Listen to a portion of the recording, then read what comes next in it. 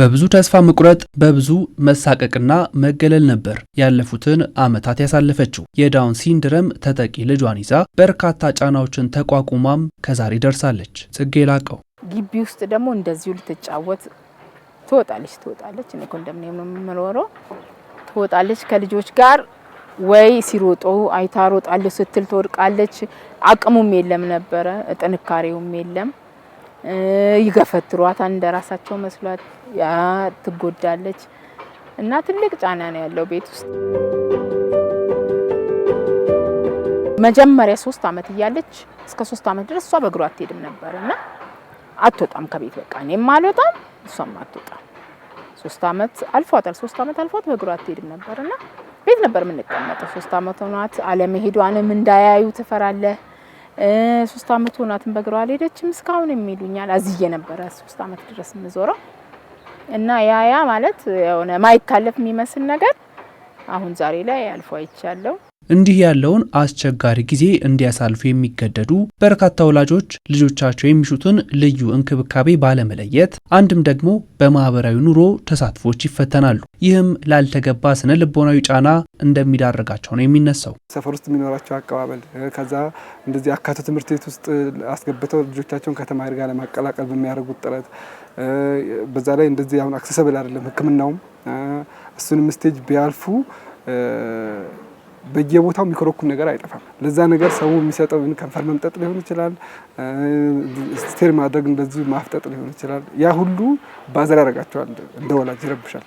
ግን የሆነ ስቴጅ ላይ ያንንም ኦቨርካም ያደርጋሉ። በዛ ልክ ደግሞ በዛ የሚሰበሩ ወላጆችም አሉ። በዲቦራ ፋውንዴሽን ልዩ የትምህርት እድል ለልጆቻቸው ለእነርሱ ደግሞ የተመቻቸ የስራ በር ተከፍቷል። ይህም ከፍተኛ እፎይታን ፈጥሮ ስለ ነገ ያላቸውን ተስፋ ብሩህ እንዳደረገላቸው ነው ባለታሪካችን የምትመሰክረው። ትልልቆች መጥተው እንዳልኩ መናገር ማይችሉ አሁን እየተናገሩ ሰው እየደፈሩ እየተለማመዱን አይስቁም፣ አያወሩም።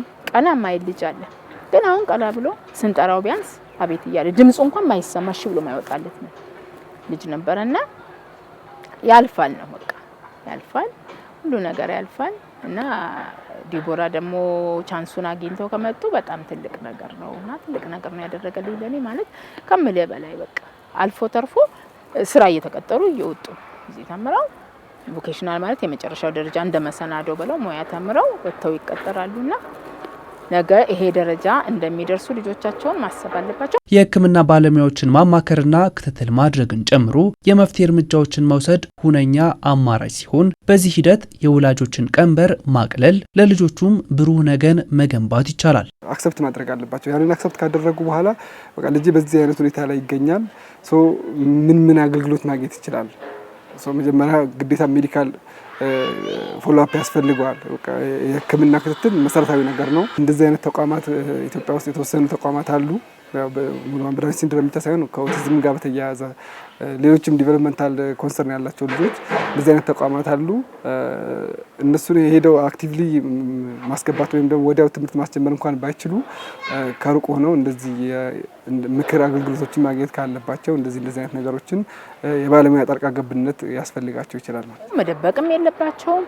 ሲወጡና የሚናገር ሲያዩና የሚጫወት ሲያዩና ተዘግቶ አንድ አይደለም እና እዚህም ባይመጡ ይዘዋቸው ይወጡ ወተክ ወካርጋ ተመልሰ ይዘህ ብትገባ ለውጥ አለ እና ለሌሎችም አሁን ወላጆች መማከረው እንዳይደብቋቸው በቃ ይዘው ይወጡ። እዚህ ድሉን እስኪያገኙ ድረስ አውጥተው ሲገቡ ለውጥ አለ፣ ትልቅ ለውጥ።